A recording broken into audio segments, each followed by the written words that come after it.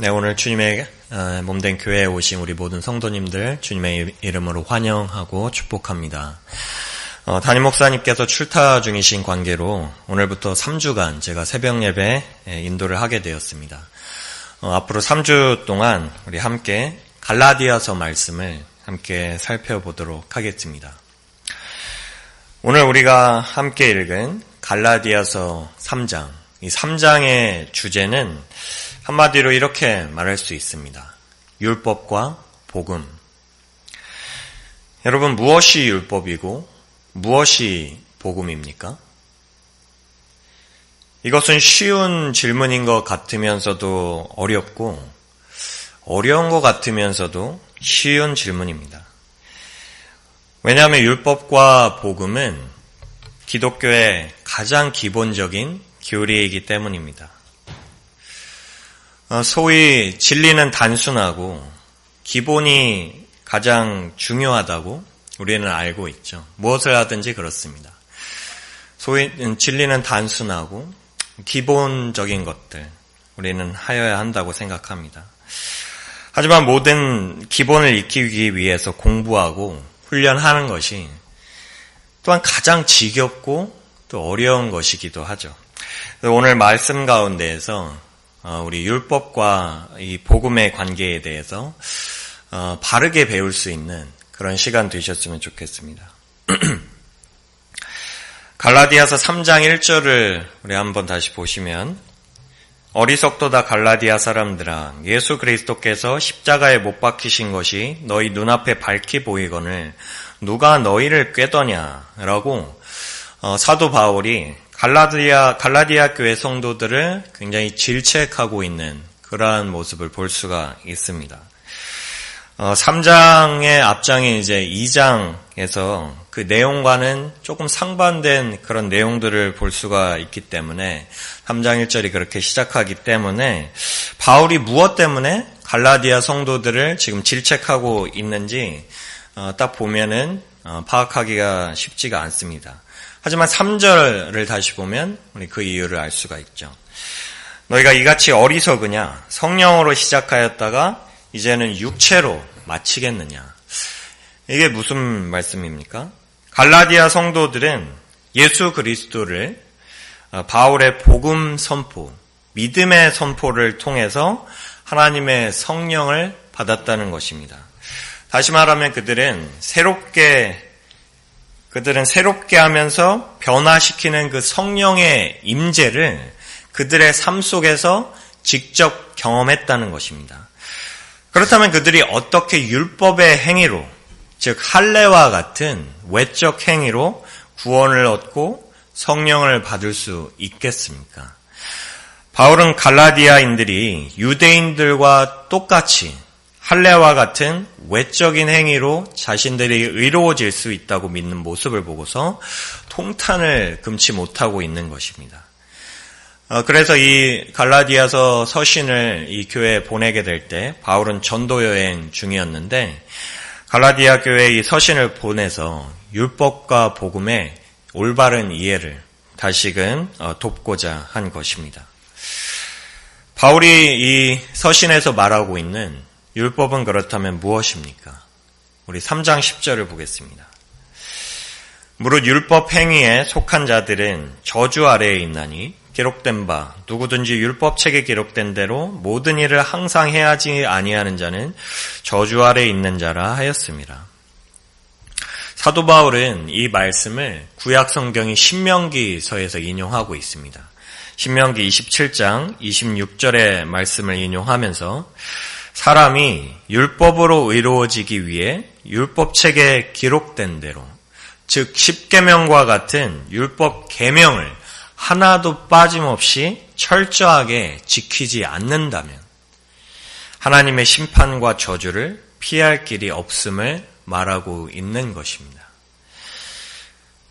그러나 율법은 어떻습니까?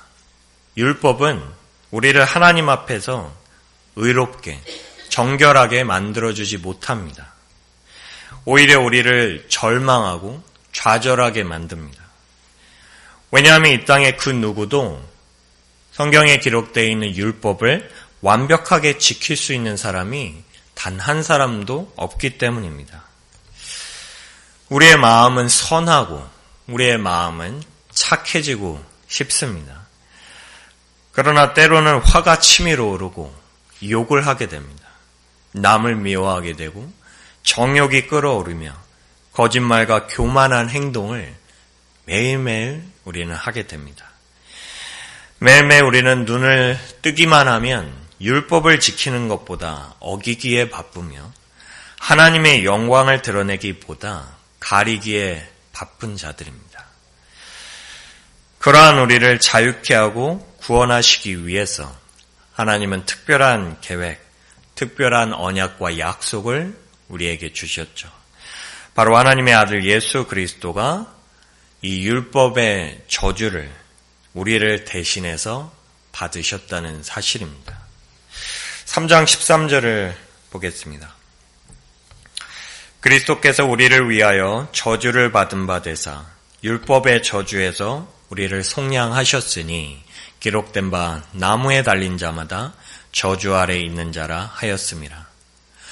사도 바울은 이 말씀을 신명기 21장 22절에서 인용하고 있습니다.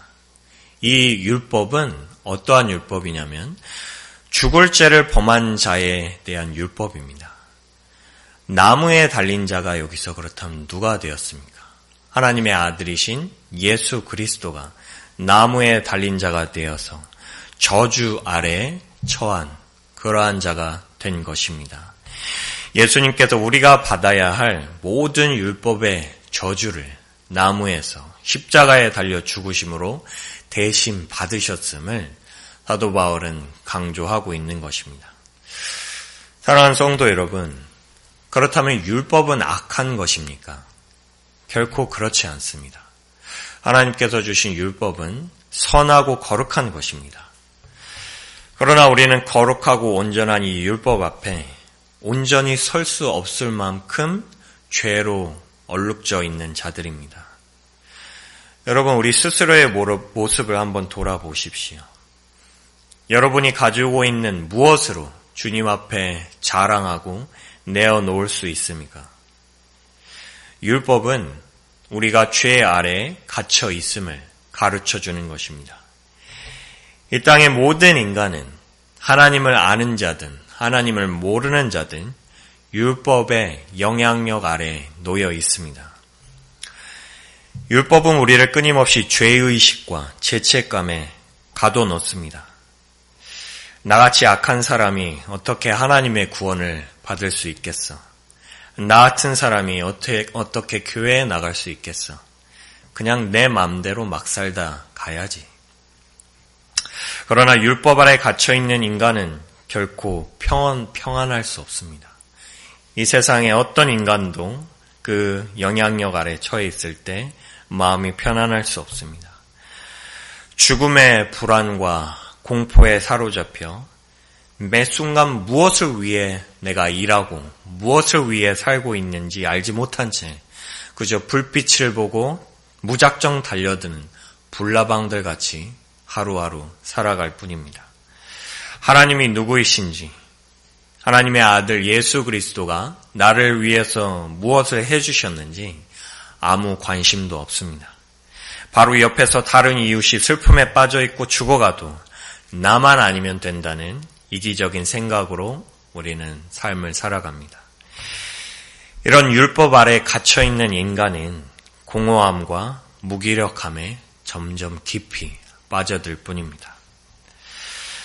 그러나 율법 아래 저주의 상태에 있는 자들을 위해 주님께서 복음을 우리에게 선물로 주셨습니다. 3장 24절을 보시면 이같이 율법이 우리를 그리스도께로 인도하는 초등교사가 되어 우리로 하여금 믿음으로 말미암아 의롭다함을 얻게 하려 함이라 라고 바울은 말합니다. 율법은 우리의 심령을 더욱 궁핍하고 갈급한 상태로 만들 것입니다. 왜냐하면 내 안에 무한한 어떠한 알 수 없는 존재가 빠져나갔기 때문에 율법이 나에게 다가왔을 때 우리의 심령을 더욱더 파헤치고 드러내고 우리의 심령을 어떤 뭔가 모를 영적인 존재에 대한 갈급함과 궁핍한 상태로 우리를 몰아갑니다.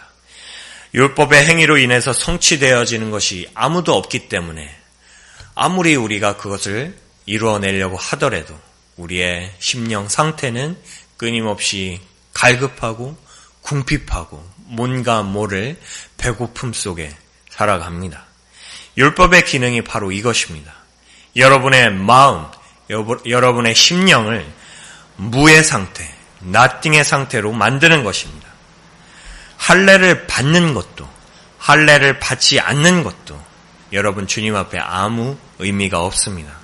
그런 nothing의 상태로 완전히 무기력해진 상태로 주님 앞에 서게 만드는 것입니다. 더 이상 나의 어떤 공로와 자랑도 말할 수 없는 완전히 탈진된 상태, 넉다운된 상태로 주님 앞에 서게 합니다. 그런데 그제서야 우리는 믿음이 나에게 오는 것이구나 하고 고백하게 되는 것입니다. 내가 믿음을 만드는 것이 아니라, 내가 믿음을 쫓아가는 것이 아니라 믿음이 나에게 오는 것이었구나. 3장 25절 27절을 보십시오. 믿음이 온 후로는, 바울에게 믿음이 왔습니다. 믿음이 온 후로는 우리가 초등교사 아래에 있지 아니하도다. 너희가 다 믿음으로 말미암아 그리스도 예수 안에서 하나님의 아들이 되었으니 누구든지 그리스도와 합하기 위하여 세례를 받은 자는 그리스도로 옷 입었느니라. 사랑하는 성도 여러분, 믿음이 주님으로부터, 하늘로부터 선물로 주어지면 우리는 더 이상 초등교사 아래, 즉 율법의 저주 아래 있지 않음을 확신하게 됩니다. 죄에서, 심판에서 자유함과 기쁨을 느끼게 된다는 말씀입니다. 바울은 믿음으로 말미암아 우리가 하나님의 자녀, 하나님의 아들, 딸이 된다고 말합니다. 세례를 받은 자는 그리스도로 옷 입었다고 말합니다. 여러분, 바로 이것이 복음입니다. 예수 그리스도의 십자가 죽음과 부활은 우리에게 새로운 삶을 약속하는 것입니다. 믿음을 받은 자는 더 이상 죄와 사망의 권세, 율법의 권세에 속하지 않는 자들입니다. 여러분, 율법은 우리에게 끊임없이 이렇게 명령하고 요구합니다. 이것을 지키라, 이것을 하라, 그렇지 않으면 죽으리라. 그러나 복음은 우리에게 이렇게 말합니다. 믿으라, 그리하면 살리라. 하나님의 자녀로 그리스도의 옷을 입은 성도는 이 땅에서 살아가고 있지만 하나님 나라의 백성으로서, 하나님 나라의 시민권을 가진 자들로서 삶을 살아갑니다. 더 이상 누군가의 강요로 인하여서 억지로 인생을 살지 않는 것입니다. 억지로 선행을 하고 억지로 말씀을 보고 억지로 예배를 드리지 않습니다. 믿음을 통해 얻은 자유함과 기쁨으로 다른 이웃을 섬기고 하나님을 사랑하게 되는 것입니다. 더 이상 믿음을 가진 성도는 그 누구의 종도 아님을 깨닫게 됩니다.